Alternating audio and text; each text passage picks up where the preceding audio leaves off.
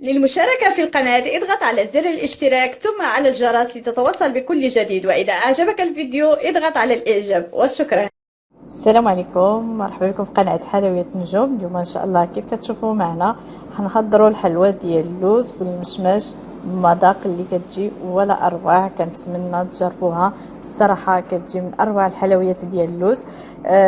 كيف غتشوفوا معايا ان شاء الله، فهاد الطريقه هي سهله وبسيطه وكتوجد دغيا، يعني ما كتاخذش الوقت.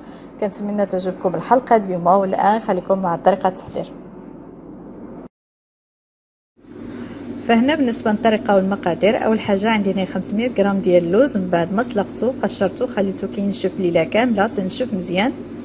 هنايا كنضيف عليه 200 غرام ديال السكر سنيده وكنخلطو، ومن بعد كنطحنو مزيان. يمكن لكم تطحنوا اللوز بوحديتو، من بعد كتضيفوا عليه السكر سنيده وكتخلطوه وكترجعوا تطحنوا مره ثانيه. انا هنا عندي الربو كيطحن مزيان، فكنطحنو غير مره الاولى يعني كاف، يعني كيتعجن مزيان، كيجيني اللوز معلك مزيان. فانا دائما كنعملوا هذه الطريقه هذه.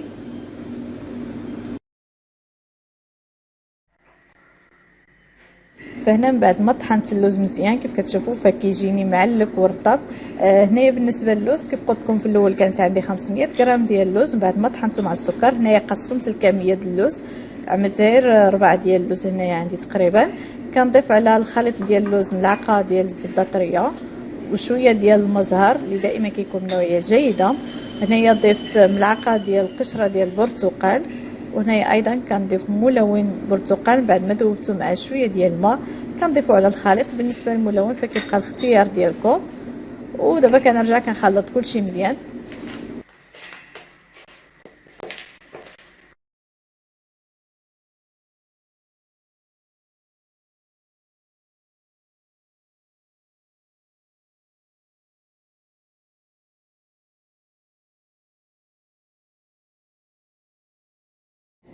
وهنايا كنرجع كنخلط العقده ديال اللوز مزيان مع المشماش اللي ضفت عليه مقطع ديال طريفات صغارين.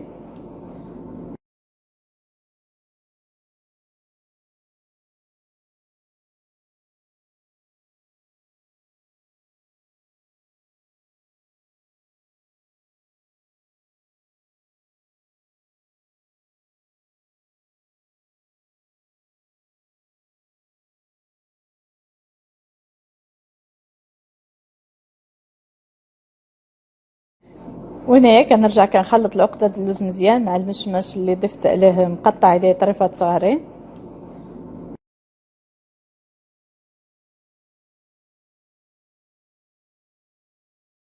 وهنايا كناخذ العقده ديال اللوز من بعد ما خلطتها مزيان، هنايا كناخذها وكنعملها فوق واحد البلاستيكه وكنرجع كنغطيها ايضا بلاستيك وكنطلقها بالدلاك، يعني ما كنطلقوهاش رقيقه. هنا كنبقى نطلق في العقده ديال اللوز.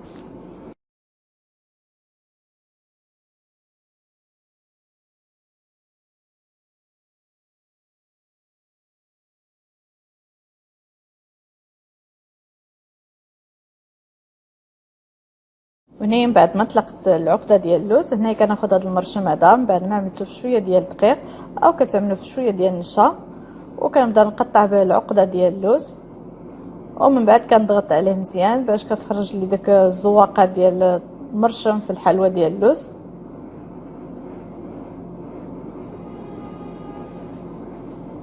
ومن بعد كتجيني الحلوى على هذا الشكل هذا، كتجي صراحه مزيونه في المنظر ديالها. وكنبقى مستمره يعني كنبقى نقطع العقده اللوز اللي عندي كامله على هذا الشكل هذا.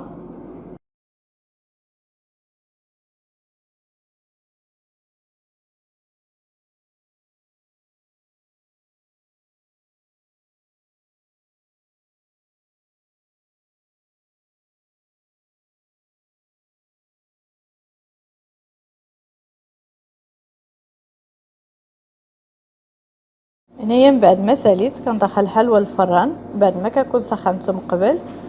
هنايا كيف كتعرفوا فالحلوى عندي ديال اللوز ما كتاخذش الوقت بزاف، يعني كنخليها واحد شويه غير كتشمع ومن بعد كنخرجها من الفران. هنايا من بعد ما طابت الحلوى مباشره كيف كنخرجوها من الفران وهي مازال سخونه مزيان كندهنها بشويه ديال الناباج. ضروري دهنوا الناباج وهي الحلوى ديالكم مازال سخونه من احسن. انا هنايا عندنا الحلوه ديالي كامله بنباش.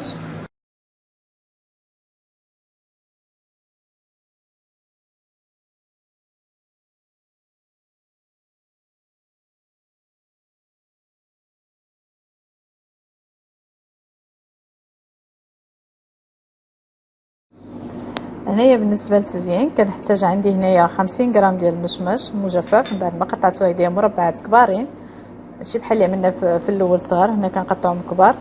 كنضيف عليهم 50 غرام ديال رقائق ديال اللوز من بعد ما حمرتها في الفران، وكنضيف هنايا ملعقه كبيره ديال النباج، وهنايا كنضيف 2 معالق كبار ديال الكليكوس.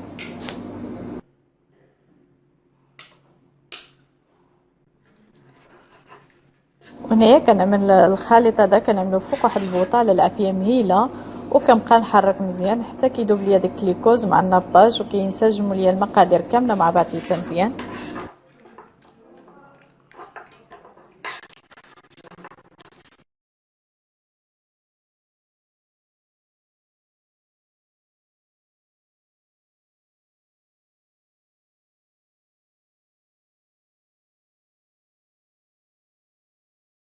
هنا من بعد ما خليت الخليط ديالي حتى طلق راسو مزيان، من بعد كنعمرو مباشره في الحلوى على هذا الشكل هذا، يعني كنبدا نعمر ديك الحبيرات بالعقده ديال النشمش والرقائق ديال اللوز، كنعمرو مزيان.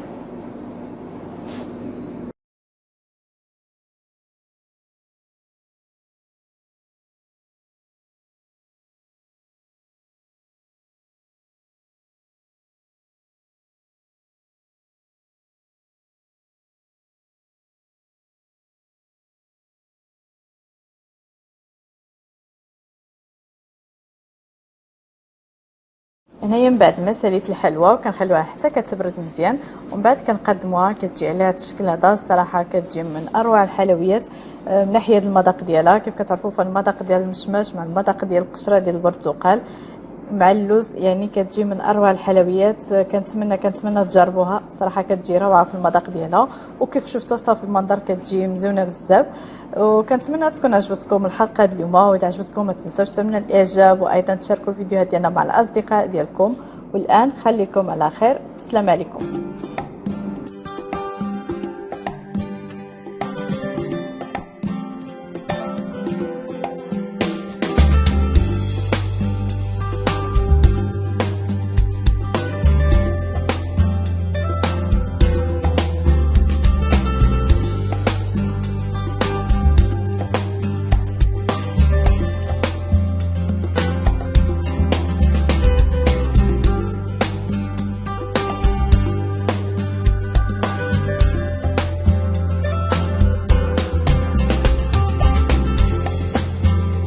للمشاركة في القناة اضغط على زر الاشتراك ثم على الجرس لتتوصل بكل جديد، وإذا أعجبك الفيديو اضغط على الإعجاب، وشكرا.